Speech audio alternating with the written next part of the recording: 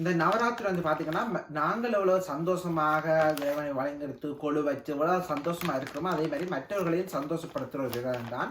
முடிந்த வரையில் 9 நாட்களில் ஒரு நாளில் உங்களுக்கு எப்போ முடியுமோ அதில் 9 சுமங்கலிகளை அழைத்து அவர்களுக்கு உணவளித்து இனிப்பு பண்டம் அளித்து அவர்களுக்கு வந்து தாம்பாளத்தட்டிலே குங்குமம், மஞ்சள், இனிப்பு பண்டங்கள், பழம், பாக்கு, வெற்றிலை, கண்ணாடி, சீப்பு, இது போன்ற பொருட்களை வைத்து ரவிக்க இது போன்ற பொருட்களை வைத்து தாம்பாளமாக கொடுத்து அவர்கள்ட்ட ஆசீர்வாதம் வேண்டாம். அதில் கிடைக்கிற அருள் வந்து அம்பாளை மனம் உகர்ந்து போடுவாள். மற்றவர்களை சந்தோஷப்படுத்துவதன் மூலம் கரைவரையும் சந்தோஷப்படுத்தலாம் என்ற ஒரு ஐதீகம் வந்து நம்மளுடைய எல்லாரிடம் இருக்குது.